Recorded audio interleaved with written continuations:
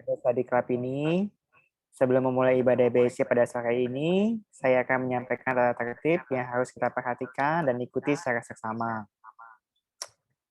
Ada dua tata tertibnya. Yang pertama, teman-teman diharap dapat mengikuti ibadah BC ini sampai dengan selesai, dan semua peserta akan di-mute secara otomatis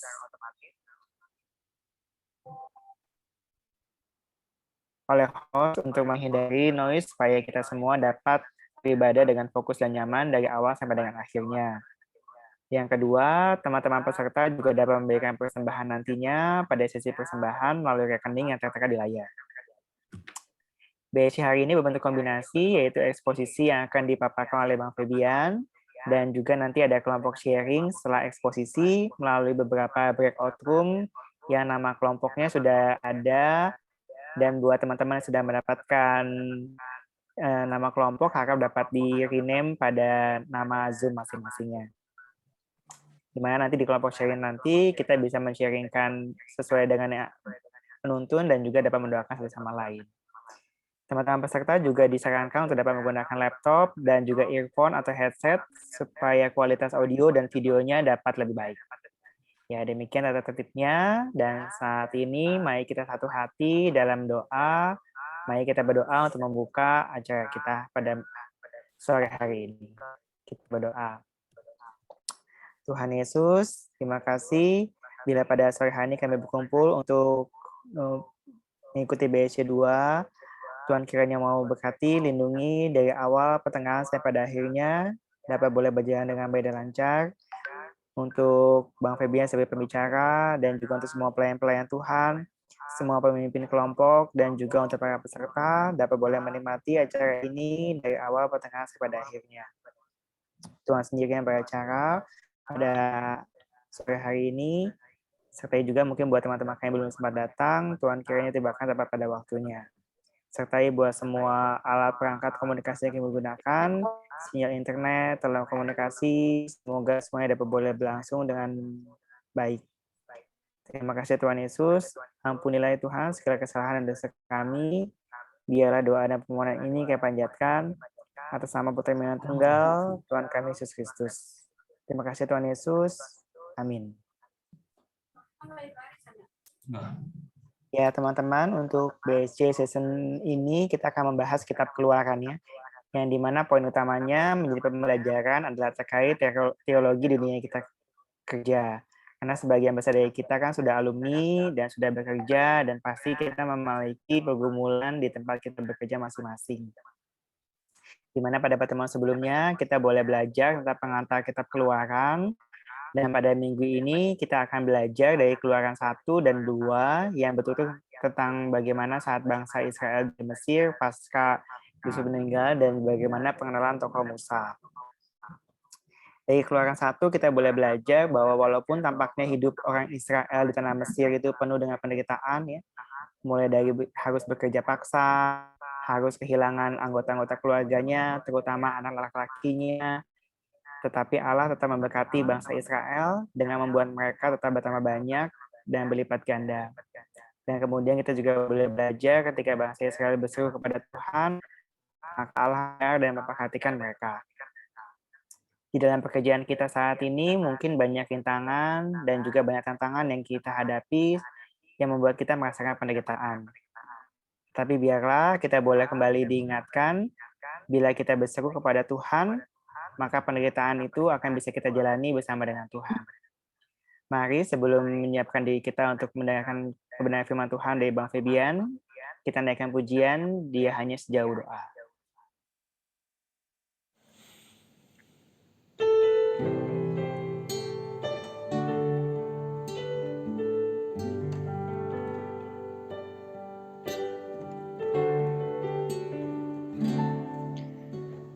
Bila kau rasa gelisah di hatimu, bila gelap kabut tak menentu,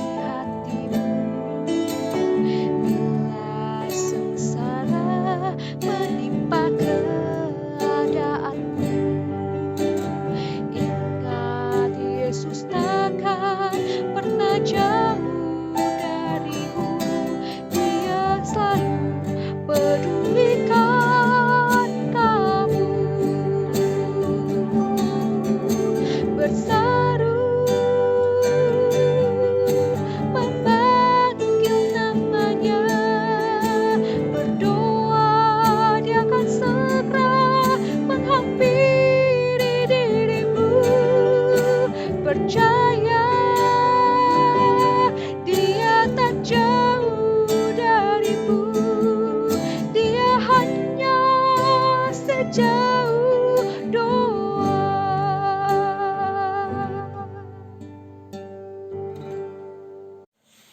Pada Bang Febian dipersilakan.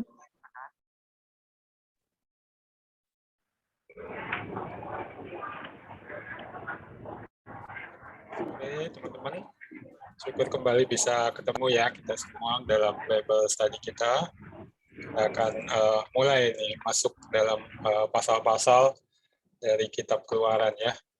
Mari kita berdoa terlebih dahulu. Ya Tuhan, kami bersyukur untuk kasih setiamu, kembali kami bisa berkumpul untuk sama-sama belajar dari kitab Keluaran. Kami akan belajar pasal 1 dan 2 sore hari ini ya Tuhan. Kami sungguh mohon berkat Tuhan. Ya, Tuhan mengajar kami dengan kebenaran-kebenaran firman-Mu, supaya kami bisa memahami dan menghidupinya. Karuniakanlah Roh Kudus-Mu untuk mengajar kami, dan nanti juga memimpin, memberdayakan kami ya Tuhan, untuk menerapkan kebenaran firman-Mu. Berbicaralah ya Bapa, kami, anak-anak-Mu, siap mendengar. Dalam nama Yesus kami berdoa. Amin. Ya, kita masuk pasal 1 dan 2 ya teman-teman ya. Ya berharap teman-teman sudah membaca perikopnya ya. Nanti saya akan langsung eksposisi untuk membagikan poin-poin yang perlu kita perhatikan ya dari apa yang disampaikan di dalam perikop ini. Ya temanya redemption and mission ya. Seperti yang sudah diumumkan, kita akan belajar dari Keluaran 1 dan 2 ya. Boleh slide berikutnya. Ya, ini seperti yang sebenarnya saya sudah singgung ya waktu menyampaikan pengantar teman-teman ya, kita perlu pahami redemption dan mission ya itu dengan benar ya, karena ada pemahaman-pemahaman yang ya mungkin sudah sangat terpengaruhi ya oleh berbagai hal bahkan dalam kehidupan sehari-hari. Waktu itu pertemuan kita sebelumnya saya sudah sampaikan tuh kayak yang saya tampilkan kembali di slide ya, Alfamart, Indomaret saingannya juga ada ya, ataupun yang lain-lainnya itu seperti itu Citibank ya dengan kartu kreditnya itu ada program yang namanya tebus murah ya atau redemption, kumpulin poin nanti bisa ditukar ya. Mungkin kita sadar nggak sadar memahami mungkin redemption atau penebusan itu seperti itu ya, sesuatu yang kita bisa lakukan, harganya murah ya. Kita perlu memahami lebih jauh lagi apa yang dimaksud dengan redemption ya yang Tuhan nyatakan di dalam Alkitab, dan demikian juga mission ya atau misi ya, karena kalau kita mau perhatikan banyak pemahaman akan misi ya, dan bahkan ada perdebatan di kalangan kita ya, ada yang beranggapan misalnya oh misi itu berarti ya beritakan Injil, murni beritakan Injil, tapi ada juga yang oh misi itu harus beritakan Injil, lalu juga memperhatikan ya kebutuhan-kebutuhan lainnya. Jadi mereka melakukan dua itu. Tapi ada juga yang cuma melakukan satu hal, yaitu memperhatikan kebutuhan-kebutuhan orang, ya kebutuhan-kebutuhan fisik, ya tidak terlalu memperdulikan memberitakan Injil. Ya, dan ya sayangnya bahkan saling serang gitu di antara kelompok-kelompok ini dengan pemahaman yang ada. Nah, kita akan melihat dari bagian ini apa yang sebenarnya Tuhan ajarkan ya tentang misi. Ya, oke, boleh slide berikutnya. Nah, dari Keluaran 1 dan 2 ini, teman-teman, saya akan mengajak teman-teman untuk melihat ada 3 hal yang disampaikan ya terkait redemption and mission ya. Yang pertama, God motive of redemption. Jadi ya motivasi Allah ya atau penyebab pendorong kenapa Allah mengadakan penebusan ya. Itu ini saya lihat ada di bagian akhir. Jadi kita akan mulai pembahasan dari bagian akhir. Lalu baru nanti ke awal ya, itu the need for redemption. Jadi kebutuhan penebusan ya di pasal 1 ayat 8 sampai 22. Lalu kemudian nanti the mediator of redemption. Jadi Allah menghadirkan mediator ya, untuk penebusan itu yang di pasal 1 ayat 12 sampai 2 ayat 22. Ya, oke, mari kita langsung saja masuk ke bagian ini ya, boleh slide berikutnya. Nah, kita akan melihat ini teman-teman ya, God motive of redemption ya, ini di bagian akhir ya dari perikop kita. Ya, Keluaran 2 ayat 23 sampai 25 itu saya cantumkan di slide ya. Lama sesudah itu matilah Raja Mesir. Tetapi orang Israel masih mengeluh karena perbudakan dan mereka berseru-seru. Ya, sehingga teriak mereka minta tolong karena perbudakan itu sampai kepada Allah. Ya, ini jadi kondisi orang Israel ya. Kalau kita perhatikan di awal, kalau teman-teman sudah baca, nanti kita akan lihat lagi ya.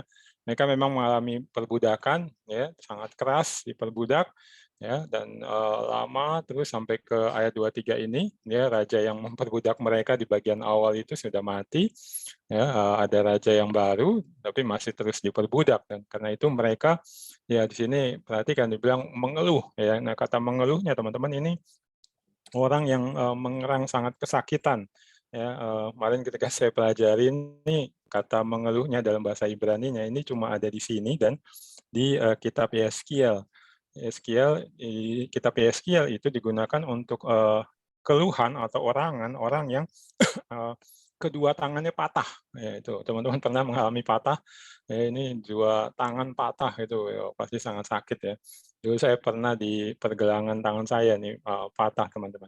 Itu memang sangat sakit dan saya menjerit dengan kuat apalagi kalau dua tangan patah ya. Jadi memang mereka sangat menderita, mereka mengerang sangat keras karena perbudakan dan kemudian mereka berseru-seru. Ya, lalu kemudian ya perhatikan yang saya beri warna hijau dibilang teriak mereka minta tolong karena perbudakan itu sampai kepada Allah.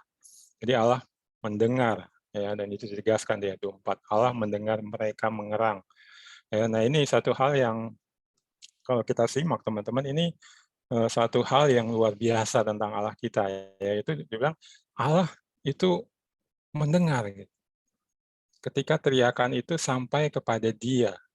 Nah ini ada dua penafsiran sih teman-teman. Ada yang menafsirkan bahwa orang Israel itu memang berteriak dalam artian kayak berdoa kepada Tuhan gitu soal penderitaan mereka yang amat sangat itu. Tapi ada yang menafsirkan bahwa sebenarnya mereka itu cuma mengerang, mengeluh, berteriak ya, karena penderitaan yang ada bukan khusus kepada Allah.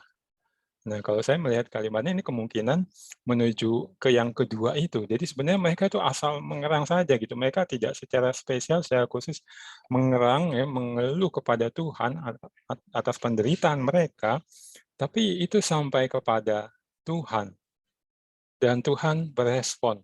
Ya. Ya, jadi ya kembali kita bisa melihat Allah kita Allah yang Dia sangat peduli. Ya. Nah, perhatikan di situ dibilang orang-orang itu nggak mengeluh kepada Dia, tapi ketika itu sampai kepada Dia, Dia mendengar. Dan kata mendengar di sini, teman-teman, ini bukan hanya sekedar ya dengerin suara gitu. Oh, si ini menjerit ya, tapi mendengar untuk meresponi. Ya. Jadi sudah langsung gitu timbul di hati Allah, dalam diri Allah ya Dia mau bertindak. Ya, lalu ditambahkan lagi. Lalu ia mengingat perjanjiannya. Nah ini motivasinya ya kenapa dia bertindak dinyatakan bahwa ya dia ingat perjanjian dengan Abraham, Ishak dan Yakub. Ya kalau teman-teman buka di Kejadian gitu Allah sudah menyatakan kepada Abraham bahwa nanti keturunannya itu akan sekian ratus tahun diperbudak di Mesir. Ya, sekian lamanya baru nanti ya dia akan membebaskan mereka. Nah ini merefer ke situ itu perjanjian Allah dia mengingat itu dan kembali teman-teman kata mengingatnya ini bukan mengingat yang biasa gitu sekedar kayak kita oh ingat sesuatu oh iya ya ini dulu saya janji gini ya tapi mengingat untuk menindaklanjuti itu apa yang sudah dia janjikan. Ya, jadi Allah langsung menetapkan gitu untuk wah aku akan bergerak melepas mereka. Ya, lalu 25 itu lebih lanjut lagi menekankan hal itu, maka Allah melihat orang Israel itu dan Allah memperhatikan mereka. Jadi secara khusus dia langsung berniat atau sudah bergerak bahkan sebenarnya untuk mengadakan penebusan itu. Ya, nah ini teman-teman kita bisa melihat di sini ya dari bagian ujung ini inilah motif Allah untuk menebus yaitu karena memang ya belas kasihannya Dia gitu. Dia begitu mendengar dia langsung mau bertindak dan kemudian juga tentunya dia setia kepada perjanjiannya kepada Abraham, Ishak dan Yakub. Ya, dia tidak melupakan perjanjiannya, walaupun ya kalau kita seperti kita perhatikan di sini orang Israel itu nggak terlalu peduli kepada dia, tidak berseru kepada dia sesungguhnya. Ya, tapi dia tetap setia. Jadi ya seperti yang kita lihat di bagian lain Alkitab gitu. Allah itu dia mengasihi kita dan itu tidak tergantung pada respon kita pada dia. Dia tetap mengasihi kita. Ya, nah ini yang kita bisa lihat ya. Nah, ini harus juga kita terapkan ya dalam hidup kita sehari-hari. Di samping tentunya bagaimana kita melihat karya penebusan Allah dan bagian kita atau misi kita di dalamnya.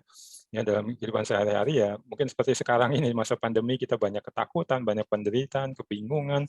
Ya, kita bisa meyakini ini bahwa Allah kita itu Allah yang mendengar dan bukan cuma sekedar dengerin, tapi dia akan bertindak dan dia setia kepada janjinya, kepada kita yang sudah masuk ke dalam perjanjiannya, perjanjian baru di dalam Yesus Kristus. Ya, dia akan bertindak menolong kita. Ya, nah, ini satu hal yang perlu kita pegang juga di dalam hidup kita ya, sehari-hari ataupun ya sebagai umat yang Tuhan panggil, Tuhan libatkan dalam penebusan dan mengerjakan misinya. Ya, nah itu God motive of redemption. Boleh lanjut? Nah, kita sekarang ke bagian yang kedua ya, the need of redemption ya, kebutuhan ya akan penebusan atau kenapa orang Israel perlu ditebus ya, dan ini nanti juga menunjukkan gitu ya terkait karya penebusan Allah ya yang besar ya, ini bisa terlihat di sini teman-teman. Nah, ini perlu kita perhatikan teman-teman karena dari sinilah kita bisa memahami nanti sebenarnya misi kita apa. Ya, seringkali teman-teman apa yang ada di dalam kitab Keluaran ini itu hanya diartikan ini melambangkan sesuatu yang rohani gitu. Jadi ya ada slavery, perbudakan, orang Mesir diperbudak. Berarti ini melambangkan kita yang diperbudak oleh dosa. Ya, tapi teman-teman ini kalau ya kita melihat narasi ini, cerita ini dan kita memperhatikan bagaimana kita harus mempelajari satu bentuk narasi di dalam Alkitab itu tidak bisa demikian. Karena narasi itu ya dia menceritakan kejadian sebenarnya gitu atau sejarah ya, dan di sini ya menyatakan demikian gitu bahwa kondisi orang Israel itu sedang diperbudak dan Allah mau menebus mereka keluar dari perbudakan itu. Jadi ini bukan sekedar melambangkan sesuatu yang ya mungkin sering disebut rohani gitu. Enggak, tapi ini memang secara fisik mereka mengalami perbudakan dan Allah mau membebaskan mereka secara fisik. Ya. Nah, ini kita bisa melihat di sini teman-teman. Nah, ini saya gunakan pengelompokan yang yang diberikan oleh Pak Chris Red ya. Saya sudah singgung waktu pengantar. Chris Red itu muridnya almarhum John Stott ya, murid yang bisa dibilang orang kepercayaannya, dia yang meneruskan pelayanan Pak John Stott dan dia ahli perjanjian lama juga ya ahli bidang misi ya. Saya waktu itu sudah rekomen bukunya Misi Umat Allah untuk teman-teman baca. Nah, itu dia menarik dari kitab Keluaran ini teman-teman. Yang pertama kebutuhan akan penebusan itu atau kenapa orang Israel perlu ditebus itu political slavery ya. Jadi perbudakan politis. Ya, ini kita bisa lihat di ayat 8 sampai 10 ya. Itu kalau teman-teman sudah baca, teman-teman bisa perhatikan di ayat sebelumnya dinyatakan bahwa ya orang Israel bertambah banyak ya. Kemudian bangkitlah seorang raja seperti yang saya cantumkan ya ayatnya di slide ya, bangkitlah seorang raja baru memerintah tanah Mesir yang tidak mengenal Yusuf. Ya, jadi raja-raja sebelumnya itu mengenal Yusuf ya, dan memang memberikan orang Israel tinggal di Mesir, dikasih satu tanah yang khusus ya, boleh hidup tinggal di sana, bertani dan lain-lain. Nah, kemudian bangkit raja yang nggak kenal Yusuf, jadi dia nggak peduli terhadap orang Israel yang ada di sana ya. Lalu kemudian perhatikan ya 9-nya raja ini ya Firaun ya berkata bangsa Israel itu sangat banyak dan lebih besar jumlahnya daripada kita. Ya, jadi dia takut gitu orang Israel jumlahnya bertambah banyak, lebih besar bahkan dari jumlah orang Mesir ya. Dan kita bisa lihat di sini memang unsur politis itu. Ayat 10-nya, marilah kita bertindak dengan bijaksana. Ya, jadi mesti pakai akal, pakai hikmat ya, dengan bijak ya, bertindak supaya mereka jangan bertambah banyak lagi dan jika terjadi peperangan jangan bersekutu nanti dengan musuh kita ya. Jadi entah ini beneran dia takut atau ini ya cuma politis belaka gitu ya, bahwa nanti ya orang Israel karena jumlahnya banyak mungkin bisa join dengan musuh kita ya, dan kita kalah. Gitu. Jadi lebih baik ya kita buat kebijakan yang khusus untuk menangani mereka ini. Ya, jadi kita bisa lihat perbudakan yang dialami oleh orang Mesir ini adalah orang Israel ya, oleh Firaun Mesir ini adalah political slavery. Jadi mereka diperbudak ya itu karena unsur politis. Ya, jadi yang pertama ini. Ya, lalu kemudian yang berikutnya ya, yang berikutnya economic slavery ya. Jadi perbudakan dengan motif atau tujuan ekonomi, teman-teman. Ya, ini di ayat 11 sampai 14 ya. Lalu ini soalnya lebih lanjut bertindak, sebab itu penguasa-penguasa Saudi ditempatkan di atas mereka dengan kerja paksa. Ya, untuk menindas mereka dengan kerja paksa, mereka harus mendirikan bagi Firaun kota-kota perbekalan, yaitu Pitom dan Ramses. Ya, itu jadi kerja paksa dikenakan kepada orang Israel. Untuk apa? Itu untuk membangun kota-kota perbekalan. Jadi ya tempat mereka menyimpan makanan-makanan mereka ataupun ya bahan-bahan yang mereka perlukan supaya mereka bisa kuat untuk menghadapi musuh ataupun keperluan-keperluan mereka sendiri. Dan seharusnya seperti ini kan mereka ya keluar biaya sendiri kan, ya ada anggaran negaranya, anggaran kerajaan lah kalau Mesir ini ya untuk membayar pekerja ya dan lain-lain ya, tapi di sini mereka nggak mau bayar pekerjanya itu orang Mesir ya karena terkait dengan yang politis tadi. Orang Mesir lagi saya sebut orang Israel ya, orang Israel ditindas ya untuk melakukan kerja paksa bangun kota-kota perbekalan ini. Dan ini kota yang besar ya, kalau teman-teman googling aja teman-teman akan menemukan itu ya, kota Ramses terutama ya. Kalau Pitom itu masih belum jelas yang mana, orang masih memperdebatkan, tapi yang Ramses itu sudah jelas ditemukan kotanya dan memang kota yang sangat besar dan ya itu dibangun oleh orang Israel dengan kerja paksa, ditindas ya, dan bukan hanya ditindas tapi perhatikan ayat 13 bilang lalu dengan kejam orang Mesir memaksa orang Israel bekerja. Jadi mesti bekerja ya, dipaksa dengan kejam ya, dicambuki dan lain-lain ya kalau males-malesan. Lalu ayat 14 dibilang dan memahitkan hidup mereka dengan pekerjaan yang berat, yaitu mengerjakan tanah liat dan batu bata dan berbagai-bagai pekerjaan di padang ya teman-teman ya. Jadi selain ditindas ya, disiksa dan lain-lain untuk bekerja berat, ini dibilang hidup mereka jadi pahit. Kenapa? Karena mereka mengerjakan berbagai hal pekerjaan, teman-teman ya. Seringkali kan mungkin dari cerita sekolah minggu, kadang di khotbah-khotbah gereja juga kalau saya perhatikan cuma disampaikannya itu mengerjakan tanah liat dan batu bata untuk bangun kota-kota itu. Tapi sebenarnya bukan hanya itu, perhatikan yang saya kasih warna hijau itu, dan berbagai-bagai pekerjaan di Padang. Ya, di Padang ini maksudnya bukan di kota Padang ya, tapi maksudnya dia di ladang gitu. Di lahan-lahan mereka mesti menanam segala yang diperlukan oleh orang Mesir. Ya, nah, itu dan itu dipaksakan kepada mereka dengan kejam oleh orang Mesir. Ya, jadi jelas ini economic slavery selain politik ya teman-teman. Jadi ya sangat berat perbudakan yang mereka alami ya, bukan hanya karena politis tapi mereka dimanfaatkan untuk kepentingan ekonomi bangsa Mesir. Itu yang orang Israel alami. Ya, lalu yang berikutnya ya yang ketiga teman-teman ya ini social slavery Pak Chris Fred menyebutnya ya, karena kalau kita perhatikan ya di dalam perikop kan walaupun disuruh kerja paksa dengan kejam, hidupnya jadi pahit, mengerjakan banyak hal, orang Israel masih terus bertambah banyak. Dan kita lihat ya itu karena mereka mengerjakan apa yang Tuhan perintahkan ya di dalam Kejadian ya pasal 1 kan mesti banyak ya. Nah, itu mereka masih mengerjakan itu dengan setia dan Tuhan memberkati mereka. Nah, lalu Raja Mesir ya dia coba buat kebijakan lagi gitu. Ya, apa yang dia buat? Nah, ini yang di ayat 15 ini ya, yang Pak Kriset menyebutnya social slavery ya. Raja Mesir memerintahkan kepada bidan-bidan yang menolong perempuan Ibrani ya, seorang bernama Sifra dan yang lain bernama Pua, katanya, apabila kamu menolong perempuan Ibrani pada waktu bersalin, kamu harus memperhatikan waktu anak itu lahir. Jika anak laki-laki, kamu harus membunuhnya. Ya, itu diperintahkan kepada bidan yang menolong perempuan Ibrani, Sifra dan Pua ini. Ya, jadi apa yang dilakukan oleh Firaun di sini? Kalau kita lihat ya ini yang disebut di zaman sekarang ini sebagai genocide ya. Jadi pembantaian etnis.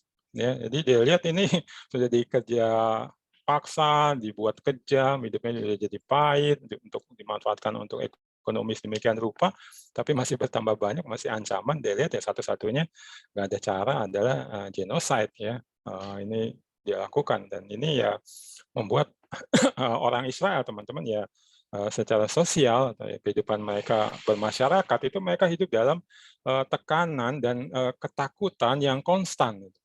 Ya karena apa ya? Karena sebentar lagi itu ya khususnya ya ketika akan lahir anak mereka yang dikandung oleh perempuan-perempuan mereka, ya, perempuan-perempuan Ibrani, kalau ternyata itu yang lahir adalah laki-laki, ya itu akan dibunuh. Ya, memang awalnya kalau kita lihat dua bidan itu nggak mau taat ya kepada Firaun, tapi perhatikan lalu Firaun dia dua-dua ya memberi perintah kepada seluruh rakyatnya, kali ini seluruh rakyatnya, ya lemparkan segala anak laki-laki yang lahir bagi orang Ibrani ke dalam sungai Nil. Ya, dilempar ke sungai Nil itu ya pasti mati karena sungai Nil itu dalam airnya deras, lalu juga seperti digambar teman-teman ada buaya-buaya. Ya, dan perhatikan bagaimana makin tertekannya dan makin ketakutan atau konstan terus ya ketakutan yang dialami oleh orang Ibrani gitu ya teman-teman. Mungkin bisa bayangkan kengerian mereka ya kalau kita sekarang misalnya kan sudah ada USG gitu ya, bisa tahu laki-laki atau perempuan, bayi yang dikandung. Jadi kalau tahu, oh ini perempuan udah langsung aman gitu ya. Tapi kalau mereka kan nggak ada, tinggal nunggu nih yang keluar apa gitu ya. Begitu yang keluar laki-laki udah langsung ketakutan, kesedihan, ya mungkin juga amarah yang ya terpaksa dipendam dan lain-lain yang sangat negatif itu harus mereka telan demikian rupa. Dan berarti ya masa depan hidup mereka akan gelap gitu karena ya setiap ada laki-laki akan dilempar ke sungai. Ya, jadi secara sosial mereka masyarakat yang mengalami penindasan, perbudakan. Ya. Oke, baru kita langsung ke yang berikutnya. Ya, ada satu lagi teman-teman. Nah, di sini kita bisa melihat sebenarnya secara nggak langsung ada spiritual slavery atau perbudakan spiritual. Ya, ini ya kita bisa lihat dari yang ayat-ayat yang tadi, walaupun memang secara langsung itu berbicara soal perbudakan secara fisik ya. Ya, tapi spiritual juga. Kenapa? Karena yang melakukannya teman-teman, yang memerintahkannya, ya, bos besarnya, yaitu Firaun. Dan Firaun ini teman-teman, ya ini para ahli menafsirkannya dengan melihat siapa Firaun ya teman-teman ya. Yang pertama teman-teman bisa memperhatikan gambar yang saya tampilkan di slide ini ya. Kalau teman-teman nggak familiar, teman-teman bisa perhatikan di situ itu pahatan Firaun dan kalau perhatikan itu mahkotanya dia kenakan, lalu ada di mahkotanya itu ular kobra. Ya, itu udah orang Mesir menyebutnya Ureus. Ya, Ureus itu ya ular kobra, tapi ini bukan sekedar melambangkan kayak gagah-gagahan gitu. Oh, ini aku sang raja seperti ular kobra. Enggak, itu menyatakan dia itu makhluk yang divine, ilahi, dewa. Jadi dia tuh seperti ya yang mereka melihat ya ular kobra itu sangat hebat gitu ya, bisa menyemprotkan bisanya ya. Ini makanya dipakai sebagai lambang itu untuk menunjukkan dia itu adalah dewa yang punya kuasa tak terbatas mengendalikan alam, maha tahu. Makanya tadi perhatikan teman-teman ketika dia ngomong, dia mengeluarkan kebijakan politik, dia bilang, mari kita bertindak dengan bijaksana. Dia mau nyatakan nih, gue ini dewa yang maha tahu, mengendalikan segala sesuatu. Ini titah gue, ini yang gue lakukan. Ya, nah sang dewa ini teman-teman, ya, dia memperbudak umat Allah, ya, dan dalam kepercayaan orang Mesir itu perayaan lainnya selain dilambangkan ular ini, Firaun itu memang adalah penjelmaan dari dewa, ya, dia dari keturunan dewa matahari kalau dirunut jauh katanya. Lalu kemudian, nah ini yang unik nih, kalau dia mati, Firaun mati, teman-teman, itu dia akan menjadi dewa juga di dalam alam maut, namanya dewa Osiris. Itu dewa yang kulitnya itu hijau, jadi kayak Hulk gitu kalau di Avenger gitu, ya warnanya hijau menguasai alam maut.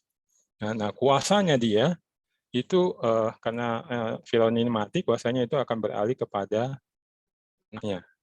Yang anaknya itu dianggap sebagai penjelmaan dari anaknya Osiris, namanya dewa Horus. Yang mungkin kalau teman-teman lihat di film-film atau di buku-buku tentang Mesir itu manusia yang kepalanya elang. Ya, matanya yang sebelah kanan itu kalau saya nggak salah melambangkan matahari, matanya sebelah kiri melambangkan bulan atau bintang, ya, yang punya kekuatan untuk menghidupkan, menyehatkan. Gitu. Ya, itu Horus. Jadi pokoknya segala macam, entah dia hidup di dunia, entah dia masuk ke alam maut, lalu nanti anaknya itu dewa. Gitu. Nah, sang dewa ini memperbudak umat Israel. Umat Israel harus bekerja bagi dia, melayani dia.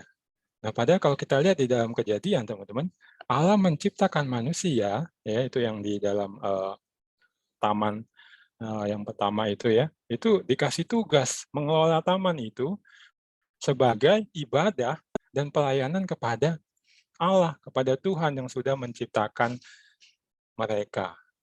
Ya, digunakan kata aboda yang artinya ibadah dan pelayanan itu. Dan kemudian ya ketika ada umat perjanjian, ya umat perjanjian itu umat Israel, umat pilihan ya, itu harusnya ya dia melayani Allah, beribadah kepada Allah. Ya, makanya nanti kita lihat di pasal-pasal berikutnya ketika Musa menghadap Firaun ya, itu dinyatakan gitu bahwa Allah memerintahkan, ya ini boleh slide berikutnya, kepada Firaun untuk membiarkan umatnya pergi supaya apa? Nah ini di Keluaran 9 ayat 1 saya tampilkan. Biarkanlah umatku pergi supaya mereka beribadah kepadaku. Ya, Allah bilang supaya beribadah. Ini bukan cuma kayak apa ya, trik gitu ya. Oh, mau ibadah di padang gurun gitu, bukannya di kota-kota Mesir gitu atau di tanah Goshen tempat mereka tinggal. Ya enggak, tapi Allah bilang ini bukan beribadah kepadamu Firaun, kamu yang mengaku dirimu dewa. Ya, dan ya tentunya di belakang dia ada kekuatan-kekuatan si jahat ya, tapi mereka harusnya beribadah hanya kepadaku. Yaitu NET menerjemahkan release my people that they may serve me. Hidup orang Israel harusnya melayani Allah gitu, bukannya melayani Firaun. Nah, itu lalu secara khusus saya tampilkan di sini juga dikenakan kata Firaun, teman-teman. Ya, ini tambahan pengetahuan juga. Kalau teman-teman perhatikan, di perikop kita kan disebut raja ya. Nah, di sini ada Firaun muncul. Nah, Firaun, raja Mesir di dalam Alkitab ini, dalam kitab Keluaran ini, satu-satunya raja bangsa asing yang tidak disebutkan namanya.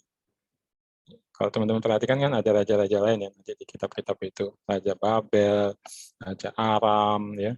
Nah, disebutkan namanya, tapi ini tidak disebutkan. Ya, ada ahli kitab yang melihat ini juga kenapa tidak disebutkan namanya itu karena ya dia itu menyatakan dirinya dewa gitu. Dan di belakangnya dia jelas ada musuh Allah, yang si jahat yang memperbudak umat, dan karena itu di sini ditampilkan juga sebenarnya maupun secara tidak langsung spiritual slavery, dan Allah mau menebus umatnya Israel juga dari spiritual slavery ini. Ya. Nah ini teman-teman, ya. Kita bisa melihat ada politikal, ya, ekonomi, lalu sosial, dan spiritual slavery. Oke, boleh lanjut. Nah, kita selesai bagian pertama ya teman-teman ya, the need of redemption. Nah, sekarang untuk redemption ya atau penebusan ini ya Allah menghadirkan mediator pengantara yang meredem ya atau menebus itu sebenarnya ya Allah sendiri. Nanti kita lihat itu makin ditegaskan di bagian-bagian selanjutnya. Ya, tadi kan sudah kelihatan ya Allah mendengar, Allah mengingat, dia bertindak.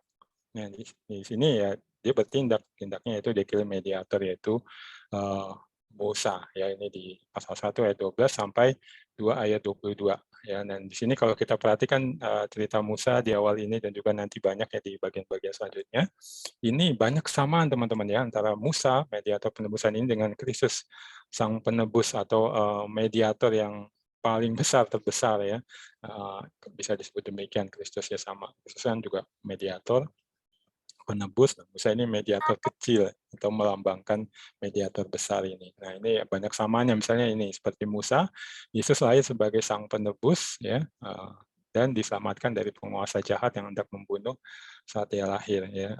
Itu kan kita lihat ya, Firaun udah mau ngebunuhin tuh anak laki-laki. Ya, jadi sama, Yesus kan mau dibunuh ya oleh Herodes. Ya, Dan ya kita lihat di belakang itu ya si jahat Musa Allah melakukan melalui Firaun, melalui Herodes. Ya. Lalu seperti Musa, Yesus jadi orang asing di Mesir. Ya, dari Mesir kupanggil anakku. Nanti kita akan lihat lebih jauh ya. Musa melarikan diri ya ke negeri asing. Yesus juga gitu. Ya. Nah, tapi uniknya ya Yesus larinya ke Mesir ya, nanti dia akan pulang. Itu di Matius 2 ayat 15 dibilang dari Mesir kupanggil anakku. Matius menuliskan itu sebagai penggenapan ya. Lalu seperti Musa ada silent years sebelum Yesus melayani di muka umum. Jadi ada tahun-tahun yang ya Musanya silent ataupun Yesus silent gitu. Menghilang dari kesibukan-kesibukan dunia, nggak ada suaranya ya, dan di dalam silent itu ya mereka disiapkan ya. Lalu seperti Musa tinggal 40 tahun di padang belantara Midian, Yesus juga tinggal 40 hari di padang belantara ya. Midian nanti kita lihat ya Matius 4 ayat. Kalau Yesus ya di Matius 4 itu. Oke, boleh selanjutnya. Nah, ada hal yang menarik teman-teman. Mediator ini didatangkan oleh Allah dengan menarik ya, cara yang menarik istimewa ditampilkan dalam cerita ini ya. Nah, itu saya tampilkan di waktu dulu saya kecil, entah SD atau SMP gitu, ada film yang namanya itu 5 Cewek Jagoan. Ya, ketika persiapan ini saya ingat itu gitu. Allah hadirkan mediator penebusan yaitu Musa dengan memakai 5 wanita pemberani. Ya, jadi ada pelajaran khusus nih yang saya lihat mau disampaikan oleh Allah oleh perikop ini dan kepada kita yang belajar sore hari ini ya, kita semua dan tentunya khusus teman-teman yang wanita. Oke, boleh berikutnya. 5 wanita pemberani itu siapa? Ya? Nah, ini yang pertama teman-teman, dan ini yang istimewa karena mereka yang ditampilkan duluan. Kalau teman-teman nanti ikuti pembelajaran-pembelajaran kita, kitab Keluaran itu kitab yang sebenarnya banyak menampilkan tokoh-tokoh yang melakukan tindakan-tindakan berani. Ya, dan yang pertama ditampilkan di pasal 1 ya, perikop kita sore hari ini adalah ini perempuan. Nah, istimewa berarti kan perempuan dipakai oleh Allah ya juga. Dan yang lebih istimewanya lagi, cuma 2 orang bidan gitu, atau profesinya itu cuma bidan gitu ya. Yang kalau kita perhatikan juga seperti sampai ke dalam zaman kita sekarang ya teman-teman, bidan itu memang diperlukan ya kan untuk kelahiran, tapi nggak terlalu dipandang gitu ya. Coba lihat, orang misalnya jarang kan membicarakan tentang bidan. Mungkin kalau ya dibicarakan itu dokter, ya, perawat gitu kan. Nah, misalnya bidan jarang dibicarakan. Tapi di sini Allah pakai mereka secara khusus ya, 2 bidan Ibrani, Sifra, yang arti namanya itu saya lihat di kamus, beautiful one, jadi ya cantik ya. Lalu Pua, splendid one ya, luar biasa gitu. Mirip-mirip juga ya, bagus ya. Sifa dan Pua ini. Dan ya kalau saya menafsirkannya ini 2 bidan yang adalah orang Ibrani.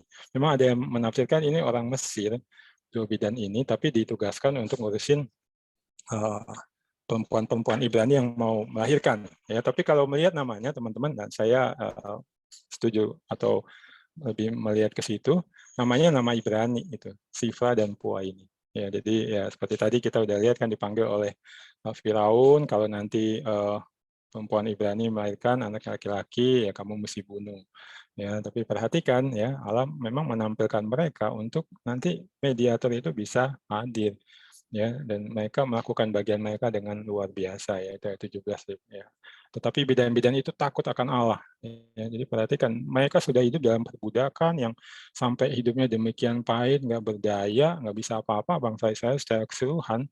Tapi 2 orang bidan ini itu tetap mereka memilih takut akan Allah daripada takut kepada Firaun. Mereka melihat bahwa ya Allah memiliki otoritas yang lebih tinggi daripada Firaun, raja Mesir yang juga mengklaim dirinya adalah dewa dan malaskan mereka melayani dia. Nah, ini satu hal yang luar biasa nih, satu pelajaran buat kita juga ya teman-teman. Bagaimana dengan kita gitu ya, dalam situasi-situasi khusus. Nah, ketika kita bicara, seperti saya bilang kita mau lihat secara khusus teologi kerja ya, di tempat-tempat kerja kita gitu ya, ketika kita menghadapi situasi seperti Sifra dan Pua ini, apakah kita masih bisa melihat ada yang punya otoritas lebih tinggi, yaitu Allah kita, pencipta, penebus kita, dan kita harus lebih taat kepada dia daripada misalnya bos kita ya, juragan atau apalah sultan dan lain-lain yang memberikan perintah kepada kita, satu perintah yang jahat, perintah yang salah, perintah yang berlawanan dengan nilai-nilai Alkitab, berlawanan dengan hati nurani kita, ya, atau berlawanan dengan tugas dan panggilan. Wah, bidan-bidan ini ya jelas kan, tugas panggilannya itu menolong atau memfasilitasi supaya kehidupan hadir di dunia ini. Mereka justru diperintahkan untuk membunuh. Nah, mereka bilang, enggak, kami mau lebih taat kepada Tuhan. Ya. Berarti kan dibilang mereka tidak melakukan seperti yang dikatakan Raja Mesir kepada mereka. Ya, ini jadi berarti kan itu mereka nggak mau taat, membiarkan bayi-bayi itu hidup. Ya, lalu kemudian ketika Firaun panggil, kenapa kalian nggak taat? Ya, nah ini mereka berani menjawab, teman-teman, berani berargumen. Sebab perempuan Ibrani tidak sama dengan perempuan Mesir. Mereka kuat. Sebelum bidan datang, mereka telah bersalin gitu ya. Jadi kami belum nyampe udah berojol gitu bayinya. Mereka nyatakan demikian ya. Banyak yang menafsirkan ya ini sebenarnya mereka kayak dengan cerdik gitu ya, mengelabui, membohongi Firaun. Dan di sini ironisnya teman-teman ya, Firaun yang mengklaim dirinya dewa yang maha tahu, maha bijaksana, udah keluarkan kebijakan, justru dia dilakukan seperti ini oleh bidan-bidan itu, sehingga dia nggak bisa apa-apa. Makanya nanti ya dia mengeluarkan perintah itu kepada rakyatnya, karena dia nggak bisa pegang dua bidan ini. Ya, mereka berani melakukan itu, lalu ya perhatikan Allah berkenan, Allah memberkati bidan-bidan yang dibilang Allah berbuat baik kepada bidan-bidan itu. Bertambah banyaklah bangsa itu dan sangat berlipat ganda. Jadi ada reward buat mereka, lalu ya karya mereka dibilang di sini. Itu yang membuat orang Israel walaupun ditekan sedemikian rupa terus bertambah, ya, banyak, sangat berlipat ganda, ya, sampai ya nanti mediator itu lahir. Di 21 ditambahin lagi bonusnya yang membuat mereka berumah tangga, ya. Jadi ini satu hal yang istimewa teman-teman ya, Sifra dan Pua ini. Ya, jadi saya melihat mereka ini benar-benar sesuai dengan namanya gitu. Cantik, indah hidupnya, tindakannya, sikapnya di mata Allah. Ya. Nah, apakah kita juga berani sehingga ya kita hidup juga sesuai dengan nama kita? Ya, tentunya maksud saya bukan nama kita yang artinya beda-beda gitu ya. Tapi ya kita adalah murid Kristus, umat tebusan. Ya, dan kita berani menyatakan itu ke dunia kan, aku orang Kristen, aku Kristus ya langsung maupun nggak langsung gitu ya. Apakah juga kelihatan gitu kita menghidupi nama itu? Tentunya ya berarti kita takutnya hanya kepada Tuhan, untuk memilih lebih takut kepada Tuhan dan berani menghadapi segala risiko. Lalu tentunya kita bisa lihat juga di sini teman-teman ya, dari cara mereka menjawab Firaun itu, ya mereka bertindak cerdik seperti ular, terus seperti merpati. Firaun sampai nggak bisa apa-apa lagi, nggak bisa pakai jalur itu, mesti pakai jalur rakyatnya. Ya, nah ini teman-teman, satu pelajaran juga buat kita dari mereka. Ya, oke. Lalu berikutnya, ya ini yang nomor 3 dan 4, yaitu ibu dan kakak Musa. Ya, nah ini teman-teman yang pemberani berikutnya. Tapi sebelum lanjut ke mereka, perhatikan teman-teman, Sifra dan Pua namanya disebutkan. Ibu Musa nggak disebutin. Kakak Musa nggak disebutin. Putri Firaun juga nggak disebut namanya. Nah itu berarti teman-teman ini juga garis bawahi apa yang saya nyatakan tadi. Perbuatan Sifra dan Pua itu satu perbuatan yang sangat istimewa di mata Tuhan. Sampai Tuhan menginspirasikan penulis kitab Keluaran untuk tampilkan nama mereka. Tonjolkan mereka dengan sebut nama mereka. Ya. Nah lalu ya ibu dan kakak Musa, ya jelas juga wanita pemberani ya, karena ya di tengah tadi ya genocide yang terus dilakukan oleh Firaun dan makin besar skalanya karena semua rakyatnya, ya, semua orang Mesir diperintahkan kalau lu nemu perempuan Ibrani lahirkan anak laki-laki ya langsung lempar aja ke sungai ini. Ya, tapi ya perhatikan dia satu dibilang seorang laki-laki dari keluarga Lewi kawin dengan seorang perempuan Lewi. Nah itu kan nggak disebutin namanya. Lalu mengandunglah ia dan melahirkan seorang anak laki-laki. Jadi ya mengandung. Lalu kemudian ya pasti seperti yang saya bilang tadi gitu, deg-degan itu sama 9 bulan nunggu ya. Ini laki-laki atau perempuan. Sebenarnya mungkin berharap laki-laki gitu supaya bisa meneruskan ya nama keluarga gitu ya, terus bisa lipat ganda dan lain-lain. Tapi tentunya ya mungkin berharap ya lebih baik perempuan aja gitu. Tapi ternyata yang dilahirkan ya bayi kandung itu laki-laki itu. Ada sukacita tapi juga ada ketakutan besar ya, tapi kemudian dia berani bertindak untuk memelihara bayi laki-laki itu. Dan kenapa itu dicatat oleh narator secara detail. Dan ketika dilihatnya bahwa anak itu cantik. Ya, nah ini jangan bingung ya teman-teman, laki-laki yang cantik. Jadi Musa mungkin kayak cewek gitu, ke cewek-cewekan. Ini enggak, sebenarnya cantik di situ itu baik atau sempurna. Ya, dan ini kata yang sama atau serupa dengan yang ada di Kejadian 1. Ketika Allah menciptakan dunia ini dan segala isinya, dibilang Allah melihat semua itu baik. Jadi dia bisa melihat seperti Allah melihat. Dan tentunya di sini dia melihat Musa. Nah ini jadi banyak yang menafsirkan atau melihat ini, narator mau kasih indikasi gitu bahwa ya Tuhan membuat ibu Musa bisa melihat bahwa bayinya ini bukan sembarang bayi gitu. Ada sesuatu yang istimewa. Dan makanya dia berani sembunyikan ya, supaya terus hidup, tidak ditemukan orang Mesir dan dilempar ke sungai Nil, ya disembunyikan 3 bulan lamanya. Berarti kan teman-teman 3 bulan lamanya berjuang melawan Firaun dengan seluruh orang Mesir yang mau membunuh bayi laki-laki Ibrani. Tapi dia berani melakukan itu, dia lakukan segala upaya. Ya, lalu ketika 3 bulan nggak bisa sembunyikan lagi, udah lewat 3 bulan, ya dia mikir-mikir dan dia melakukan tindakan yang berani luar biasa dan jelas di sini punya iman. Itu apa? Dia itu dibuat peti ya dan kemudian ditaruh di tepi sungai Nil. Dan perhatikan teman-teman, bayi ini harusnya dibuang ke sungai Nil oleh orang-orang Mesir untuk mati gitu. Nah ini juga ditaruh di peti kemudian ditaruh sungai Nil. Ada resiko bahwa ya ini ke bawah arus yang deras, ada buaya di situ yang akan bisa memakan gitu. Tapi dia berani dan ya beriman dia lakukan ini, taruh di situ. Ya beriman bahwa ya Allah yang akan menjaga. Ya, lalu juga kakak perempuan dari Musa ikut ambil bagian, ya, kakaknya perempuan berdiri di tempat yang agak jauh untuk melihatnya berada di tepi sungai Nil itu, yang juga ya tentunya berisiko bahaya ya, bisa ketahuan orang Mesir, bisa ada buaya mencaplok ya. Sungai Nil itu sangat berbahaya teman-teman. Orang Mesir menganggapnya juga itu satu dewa yang memberikan kehidupan maupun memberikan maut ya. Nah, ini mereka berani dan beriman menaruh di situ. Mereka Allah pakai supaya Musa yang sudah lahir ya melalui perempuan ini juga bisa terus hidup dan nanti melakukan tugasnya sebagai mediator ya. Oke, lalu yang berikutnya ya Putri Firaun ya, ini yang perempuan pemberani nomor 5 yang tampilkan ya. Firaun pergi mau mandi di situ dengan dayang-dayangnya, lalu dia melihat ya, dan perhatikan juga jelas di sini Allah bekerja memakai dia, ya, menghadirkan dia dan memakai dia. Ayat 6 itu dibilang sehingga belas kasihanlah ia kepadanya.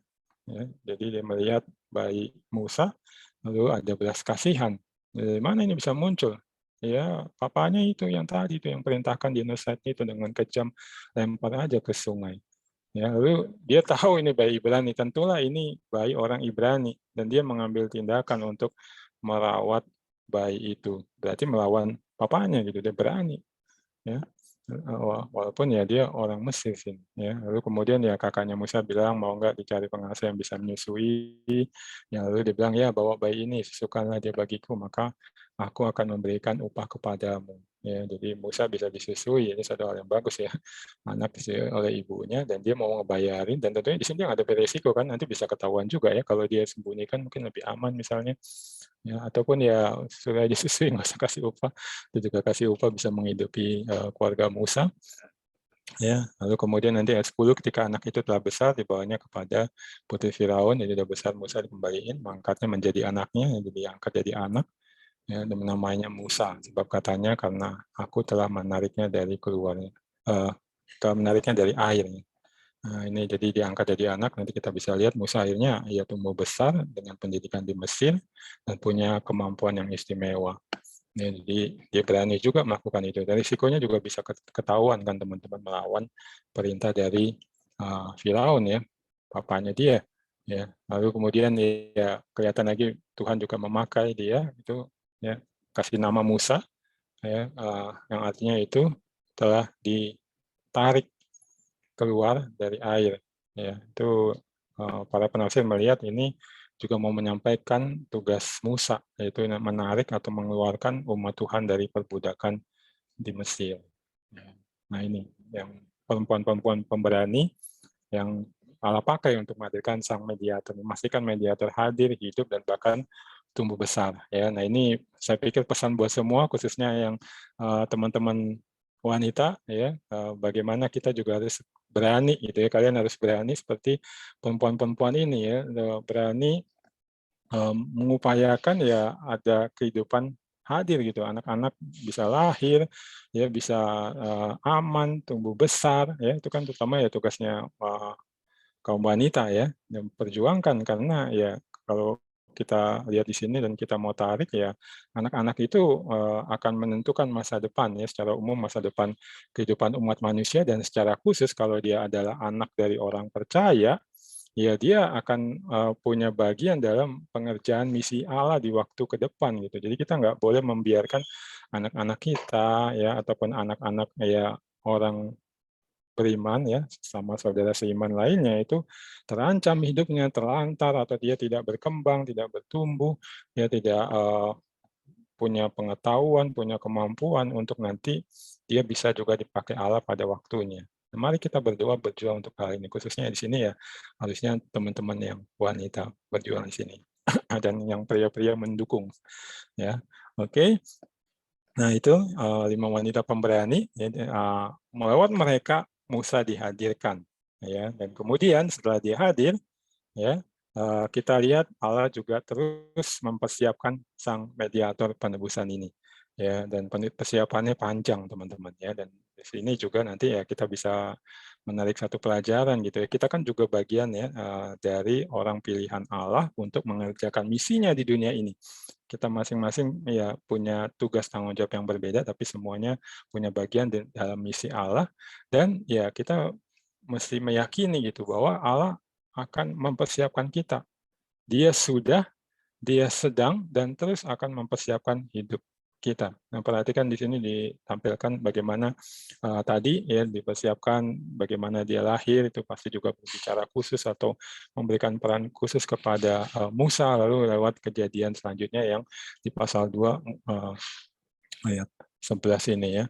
Nah, ini pertama kita lihat teman-teman di ayat 11 ya, pasal 2. Pada waktu itu ketika Musa telah dewasa. Jadi setelah dia diangkat anak oleh putri Firaun yang dibesarkan, dididik ya. Nah, ini sudah sekian waktu lamanya. Lalu perhatikan terutama yang saya kasih warna ungu itu. Ia keluar mendapatkan saudaranya. Nah, teman-teman ingat Exodus, keluaran ya, keluar berpindah dari satu tempat ke tempat lain. Nah, perhatikan di sini Musa mengalami eksodus gitu. Jadi dia sebelumnya sudah asik, enak gitu ya dalam kehidupan sebagai putra angkat Firaun dan tentunya dalam penyamaran kan tidak disebutkan nih gua angkat nih orang Ibrani itu. Ya, pasti dalam penyamaran juga putri Firaun pasti bilang bahwa ini ya orang Mesir juga gitu, tapi aku angkat anak begitu. Nah, tapi perhatikan dia keluar mendapatkan saudaranya.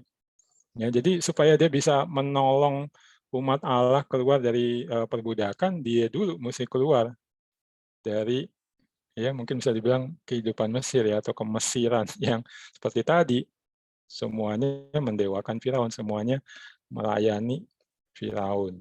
Ya, nanti akan kita lihat ada yang menunjukkan itu dengan kuat ya. Nah, ini oh ya, itu yang cerita kita familiar ya, mungkin sejak sekolah minggu ya keluar melihat saudaranya yang lagi dikerja paksakan, lalu dilihat orang Mesir memukul seorang Ibrani, seorang dari saudara-saudaranya itu. Ya, lalu nanti ayat 2 dibilang ia menarik sana sini, ketika dilihatnya tidak ada orang, dibunuhnya orang Mesir itu. Nah ini yang mungkin membuat banyak orang bingung juga ya, kenapa kok Musa boleh atau seenaknya membunuh gitu ya, apa yang dilakukan ya. Nah ini kita bisa mengetahui dengan lebih jelas kalau kita melihat apa yang dicatat di dalam Kisah Rasul, teman-teman. Boleh yang berikutnya? Nah ini di Kisah Rasul 7 ayat 22 sampai ayat 25. Kalau teman-teman perhatikan ya, nanti ada waktu buka, itu sebenarnya pembelaan Stefanus ya, ketika Stefanus ditangkap ya, mau dirajam, hukum rajam kan dia diadili ya oleh mahkamah Yahudi ya, dia lalu melakukan pembelaan, dan salah satu isi pembelaannya itu tentang Musa, memberikan kita petunjuk apa yang ada di dalam perikop kita tadi ya. Ini mulai ayat dua-duanya ya. Dan Musa dididik dalam segala hikmat orang Mesir.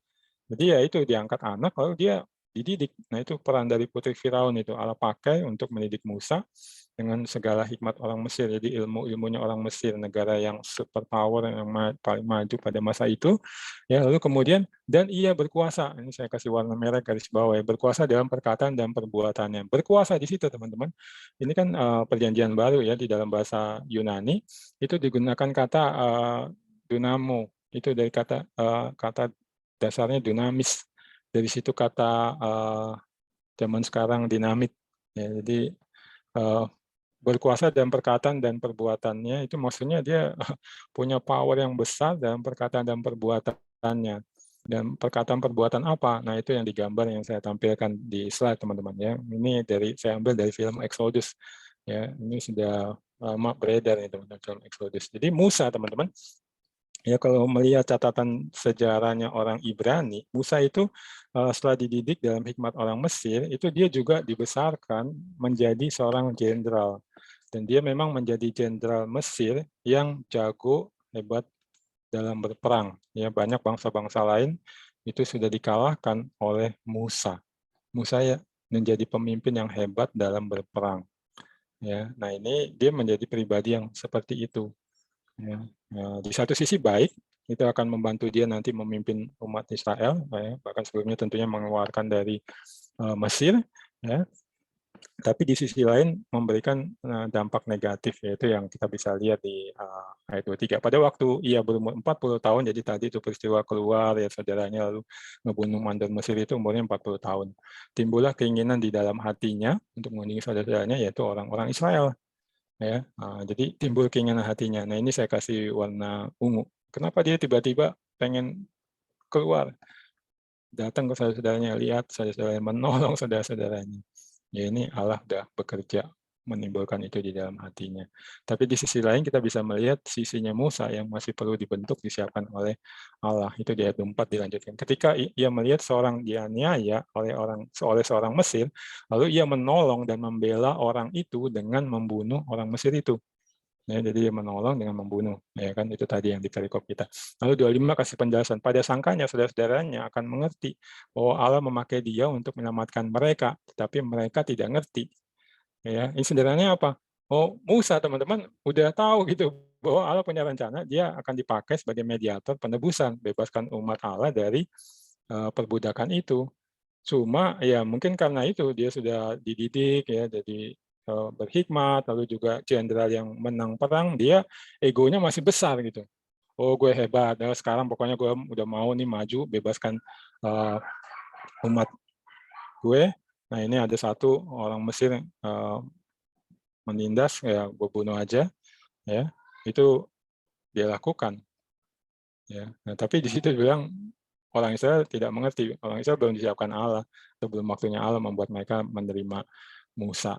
Ya, jadi belum waktunya. Ya, dan ya Allah perlu membentuk dia lebih jauh supaya dia merendahkan diri, punya kemampuan-kemampuan hebat hasil pendidikan di Mesir, pengalaman memimpin pasukan perang, tapi perlu dibentuk dalam hal kerendahan hati atau menunggu waktunya Allah, ikut pimpinan atau kehendaknya Allah. Ya, nah itu kita lihat makanya setelah dia membunuh, nah terjadilah yang berikut, boleh slide berikutnya. Ya, ini ya dilanjut ya, ketika Firaun tahu ya ayat 15 itu Musa melarikan diri dari hadapan Firaun.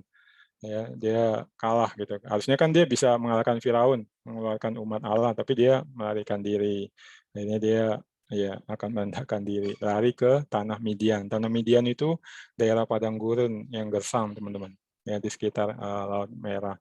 Ya, dia lari ke sana lalu ya kemudian dibilang ya cuma duduk-duduk di tepi sebuah sumur. Lagi duduk-duduk, datang Imam Midian dengan 7 anak perempuan mau kasih minum kambing domba. Nah, lalu Perhatikan ayat 17. Maka datanglah gembala-gembala yang mengusir mereka, lalu Musa bangkit menolong mereka. Nah, teman-teman ini kayak yang tadi, dia nolong saudaranya orang Ibrani.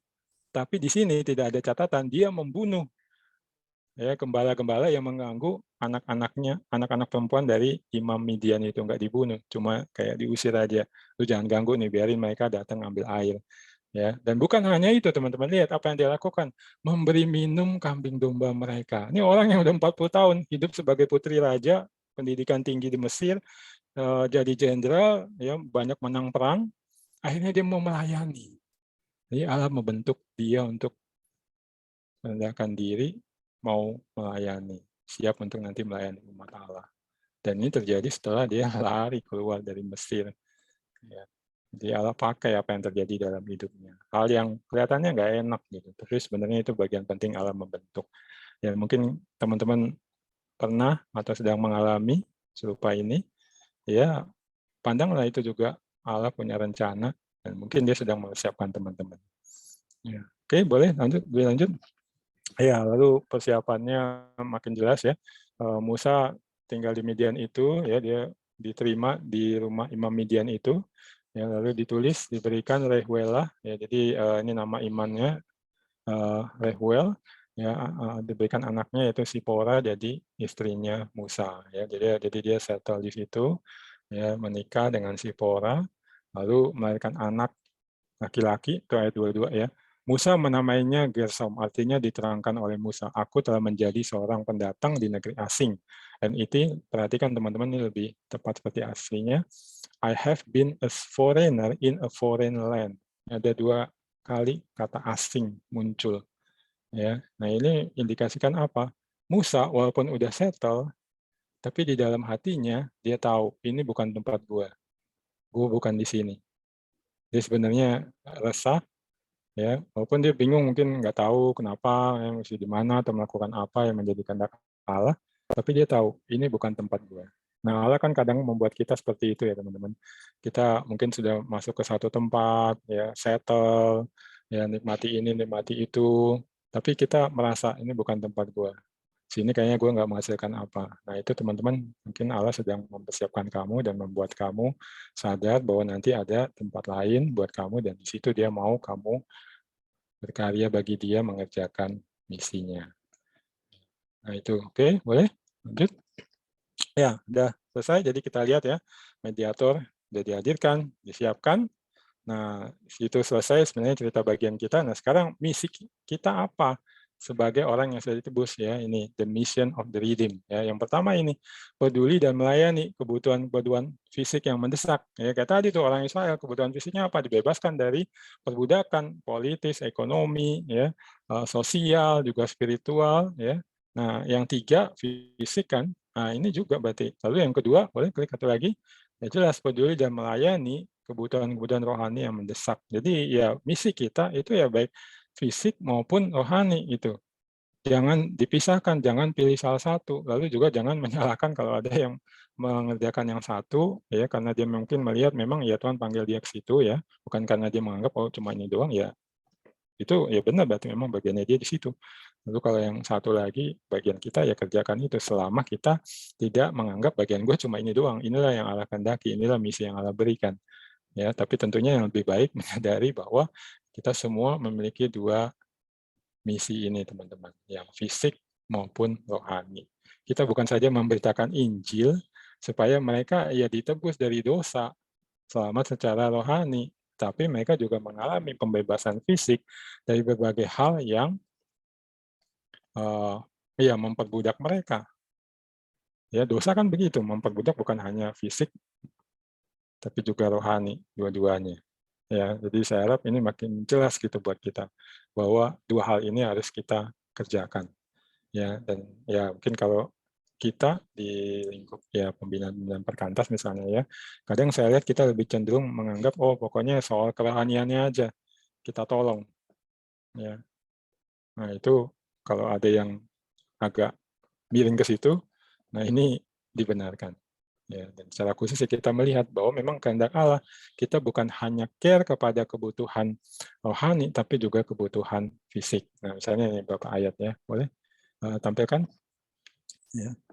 Ya, nah ini sebelumnya saya ajak teman-teman melihat bahwa sangat relevan misalnya kita menolong kebutuhan fisik karena memang ada masalah orang diperbudak, dibuat sengsara secara fisik ya. Kalau kita lihat tadi ada perbudakan ya sekarang juga masih ada di zaman kita, bahkan banyak teman-teman yang secara terang-terangan maupun disamarkan. Nah ini saya tampilkan data dari The Rhys John Foundation. Nah ini satu foundation atau yayasan Kristen teman-teman. Mereka mendasari kegiatan mereka, misi mereka itu dari satu ayat di Yesaya yang memerintahkan untuk memperhatikan orang-orang yang ditindas. Ya, nah ini mereka di satu artikelnya menampilkan ini ya, slavery and bonded labor, jadi orang yang diperbudak atau kerja paksa ya. Mereka menampilkan itu 13M itu berarti 13 million ya. Number of people captured and sold as slave between the 15th and 19th century. Ya, nah, kalau sekarang dia bilang 40,3 miliar di zaman sekarang. Kalau di tahun 1500-an dan 1900-an itu segitu. Sekarang malah lebih banyak. Ya. Lalu ada 24,9 miliar itu enforced labor, 15,4 miliar enforced marriage. Ya, lalu ya 150 billion US dollar dihasilkan sebagai keuntungan dari perbudakan modern ini. Ya, dan banyak lagi. Nanti di kelompok diskusi kita juga akan melihat beberapa data tentang itu, teman-teman. Ya, jadi memang relevan saat ini ada dan ya Allah perintahkan kepada kita. Ya, boleh slide berikutnya. Iya, ini yang menunjukkan karakter Allah kita ya dari Mazmur misalnya Mazmur 146 ya. He gives justice to the oppressed, jadi memberikan keadilan yang pada orang yang ditindas and food to the hungry, jadi makanan kepada yang lapar. The Lord free the prisoner. Ya, lalu ayat-ayat di bawahnya itu juga Allah membebaskan orang yang ditindas secara fisik. Ya. Oke, lalu berikutnya. Ya, dan Allah ya ini yang perlu kita ingat. Perintahkan kita juga berlaku seperti Dia dan demi Dia. Ini misalnya Yesaya 58 ayat 6 sampai 7. The kind of fasting I want is this. Jadi situ Allah lagi ngebahas teman-teman, kalian tuh banyak-banyak puasa, tapi puasa kalian aku nggak inginkan. Puasa yang aku inginkan adalah ini. Remove the chain of oppression. Jadi bebaskan orang yang ditindas, hancurkan belenggu-belenggu mereka. And the yoke of injustice. Jadi itu yoke itu yang ketidakadilan ya, kuk ketidakadilan. And let the oppressed go free. Jadi biarkan mereka bebas. Lalu share your food with the hungry. Open your home to homeless poor. Ya, give clothes to those who have nothing to wear and do not refuse to help your own relative. Jadi tolong orang-orang yang memiliki kebutuhan-kebutuhan fisik. Aku udah melakukannya, kamu mesti melakukannya. Dan nanti kita akan lihat, Allah memang perintahkan orang Israel, kamu kok bebaskan dari perbudakan, kamu juga mesti melakukan hal yang sama kepada orang lain. Ya, oke, lalu berikutnya lagi. Ingat juga Tuhan Yesus kasih perintah-perintah yang serupa teman-teman di perjanjian baru. Misalnya ini Matius 23 ayat 23. Celakalah kamu, hai ahli-ahli Taurat dan orang-orang Farisi, hai kamu orang-orang munafik, sebab persepuluhan dari Selasi, adas manis dan jintan kamu bayar, tapi ini saya tebalkan, yang terpenting dalam hukum Taurat kamu abaikan, yaitu keadilan dan belas kasihan dan kesetiaan. Yang satu harus dilakukan dan yang lain jangan diabaikan. Ya, jadi mereka lebih mengutamakan ibadah mereka, dalam hal ini perpuluhan dari bumbu-bumbu. Tapi belas kasihan kepada sesama mereka lupakan. Nah, Tuhan Yesus bilang, itu nggak boleh. Ya lakukan, itu bagian dari ibadahmu. Tapi yang ini jangan diabaikan. Ya, keadilan, belas kasihan, dan kesetiaan. Lalu kepada murid-murid juga banyak Tuhan Yesus ajarkan. Ya, boleh satu lagi ya, satu ayat. Nah, ini dari Matius 25, 34, 36 ya, yang Tuhan Yesus bicara tentang akhir zaman, nanti dia akan datang, dia menghakimi. Ya, ada yang di sisi kanannya domba-domba, sisi kirinya kambing. Nah, lalu yang di sebelah kanannya ini ayat 34 ya, jadi yang domba itu yang sudah hidup menurut kehendaknya. Dia bilang, hai marilah kamu yang diberkati oleh Bapakku, terimalah kerajaan yang disediakan bagimu sejak dunia dijadikan. Ya, kenapa? Ayat 35, sebab ketika aku lapar, kamu memberi aku makan. Ya, ketika aku haus, kamu memberi aku minum. Aku seorang asing, kamu memberi aku tumpangan.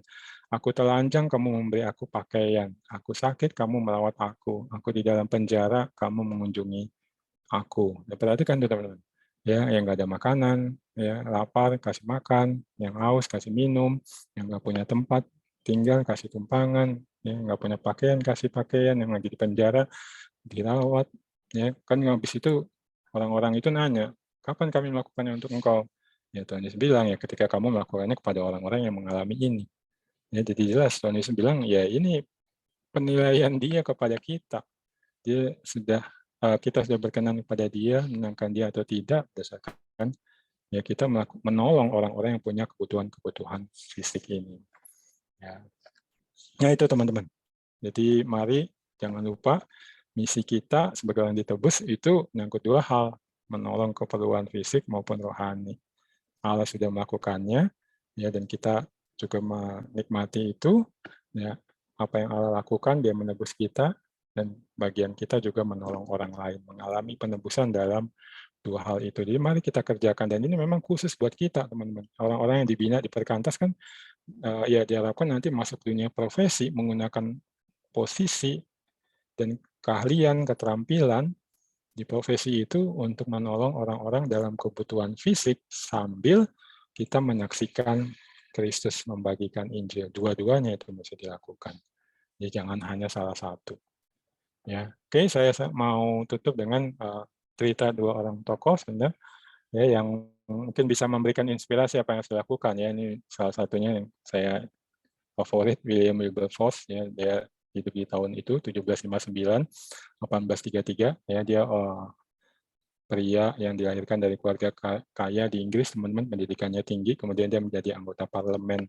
Ya, di masa mudanya dia melihat itu tiap tahun bisa sekitar 35.000 sampai 50.000 lebih orang Afrika ditangkap, ya, lalu kemudian dijual sebagai budak oleh pedagang-pedagang Inggris. Lalu kemudian ya dia bertumbuh di dalam kekristenan, ya, banyak orang mengajar dia, menyadarkan dia tentang ini gitu loh, bahwa misi orang percaya itu peduli kepada sesama.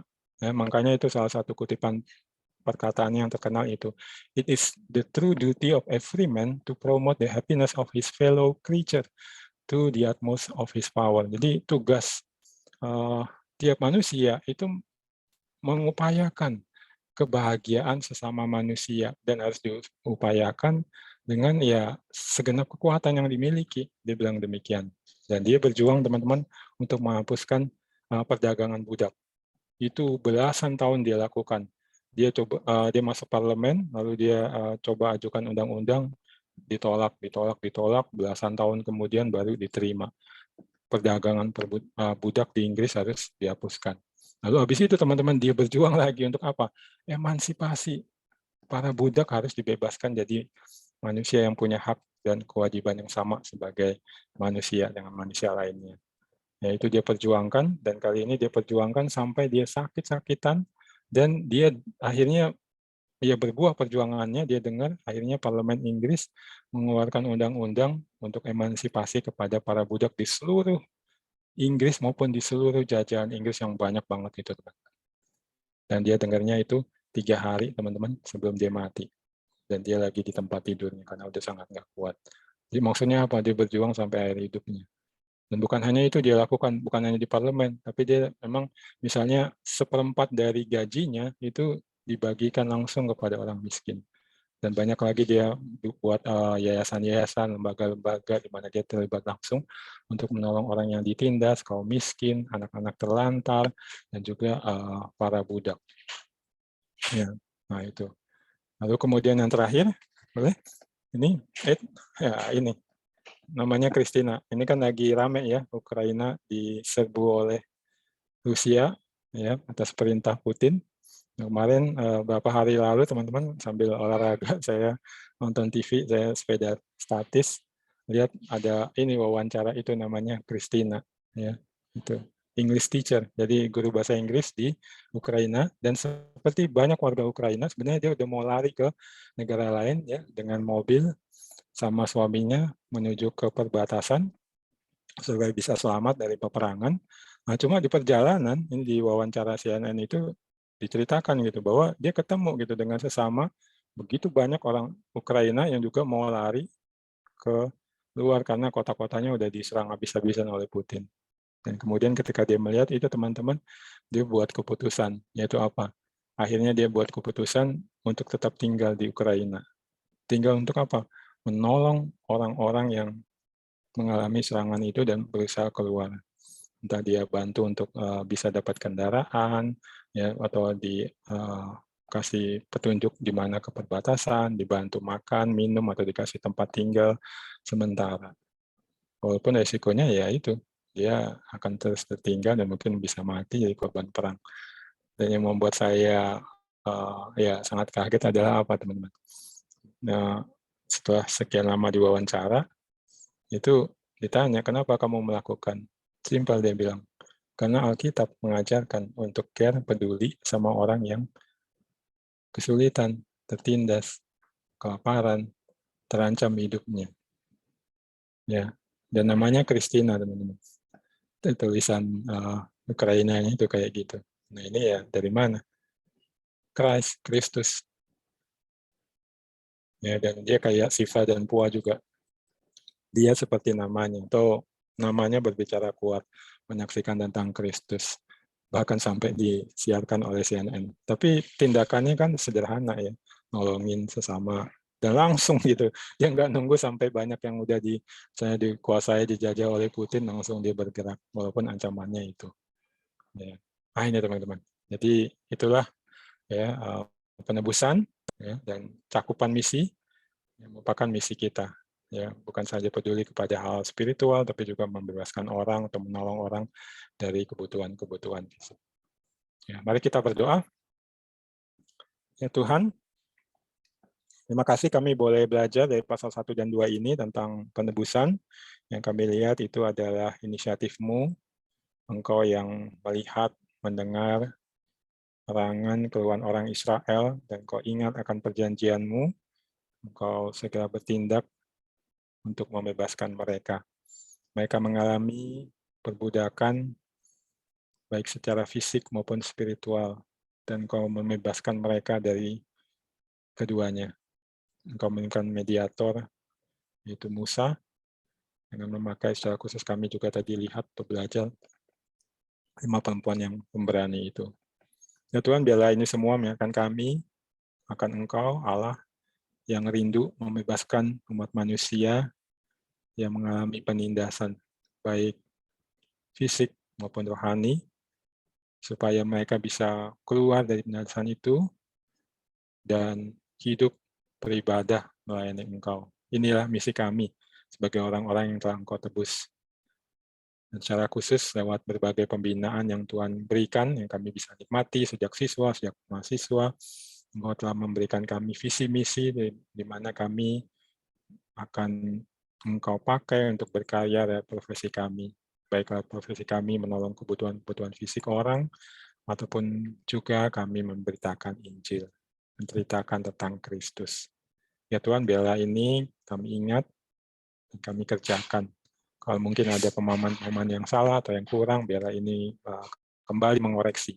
Dan juga ini memotivasi, mendorong kami untuk terus hidup sebagai orang-orang yang Engkau tebus dan mengerjakan misi yang Kau berikan. Terima kasih ya Tuhan, biarlah firman-Mu tertanam di hati dan pikiran kami dan menghasilkan buah untuk kemuliaan nama-Mu. Dalam nama Yesus kami bersyukur dan berdoa. Amin. Ya, kembali ke MC.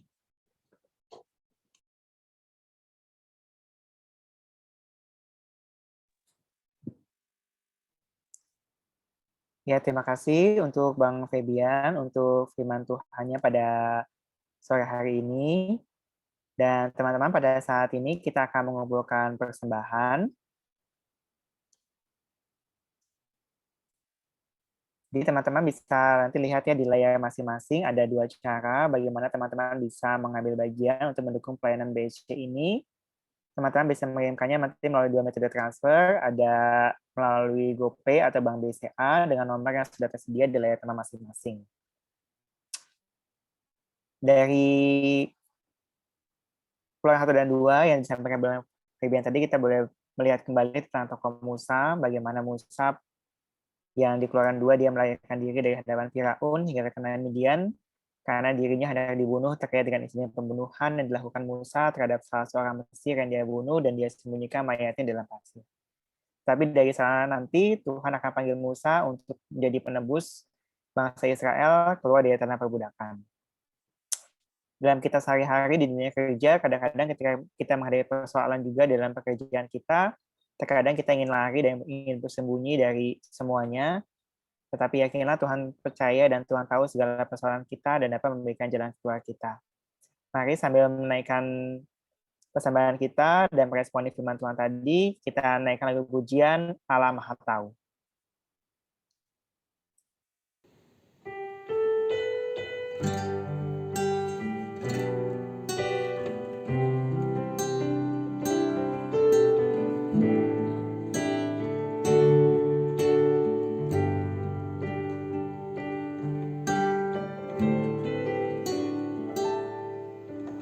Kemanakah aku dapat pergi menjauhi roh-Mu, Tuhan?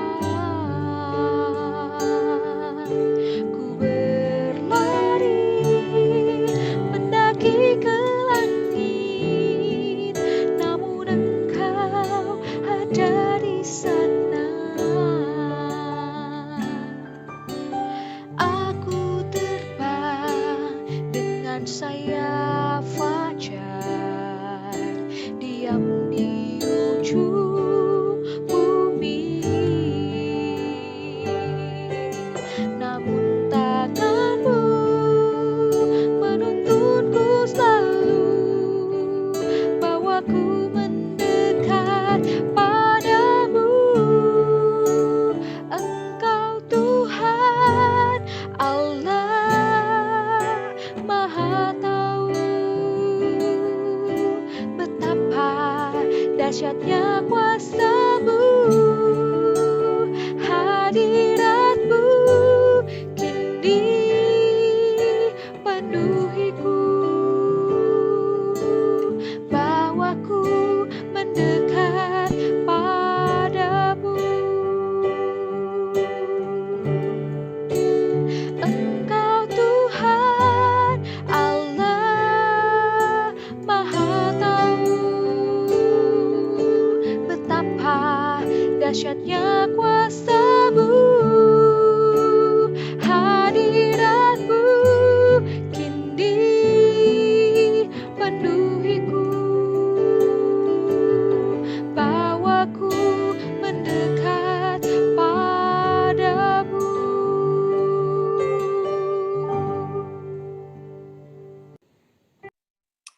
Mari sama-sama kita bawa persembahan ini ke dalam Tuhan, kita berdoa.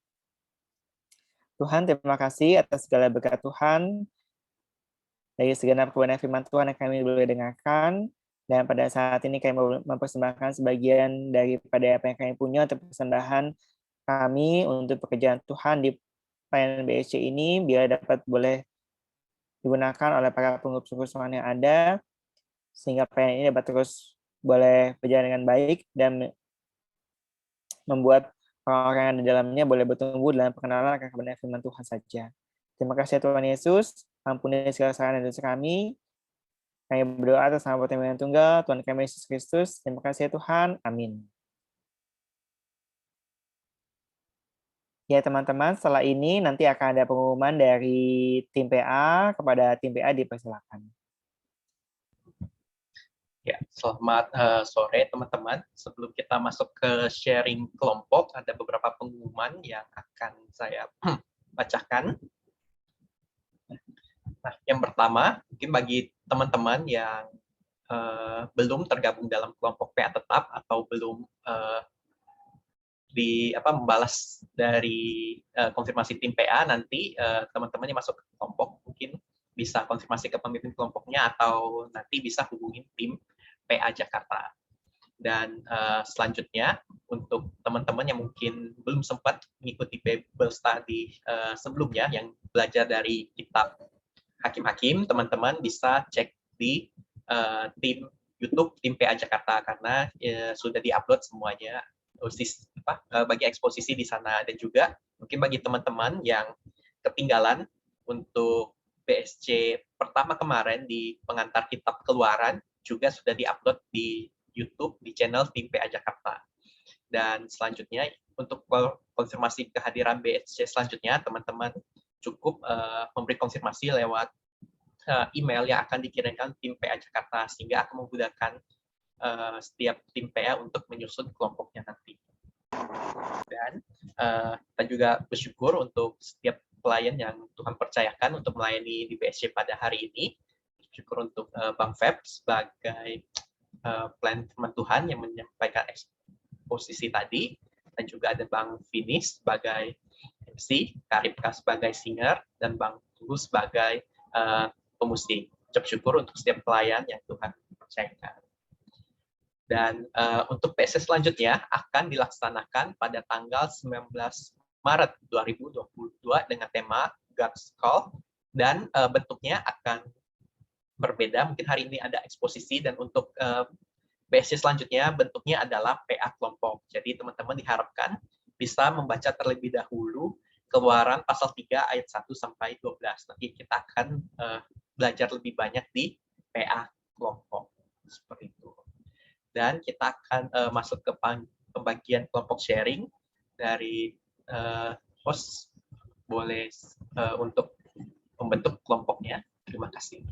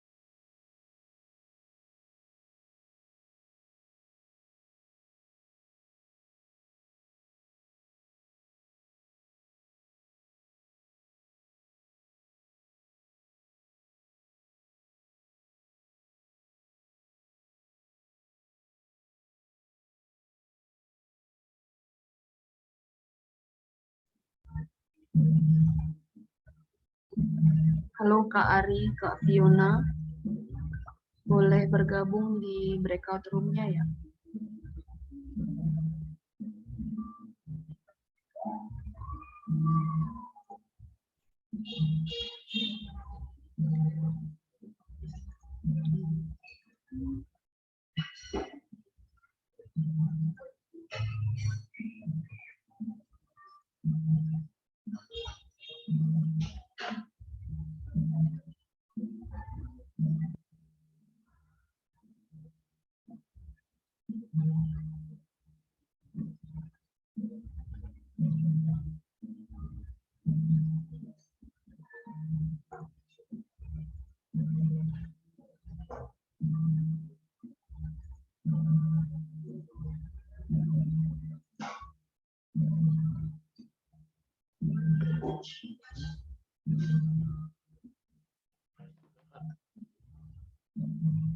Oke, aku Ajeng. Aku minta maaf teman-teman, ini masih nyambi macam-macam di sini di izin off cam ya. Terus ya aku kuliah dulu alumni satu akuntansi di Solo, sekarang tinggal di Magelang. Melayani Magelang. Melayani di perkantoran. Iya, Di staf mahasiswa atau apa? Saya siswa. Oh, siswa. Iya. Halo Kak Fiona. Oke, lalu saya Ramati boleh perkenalan dari nama, lalu seperti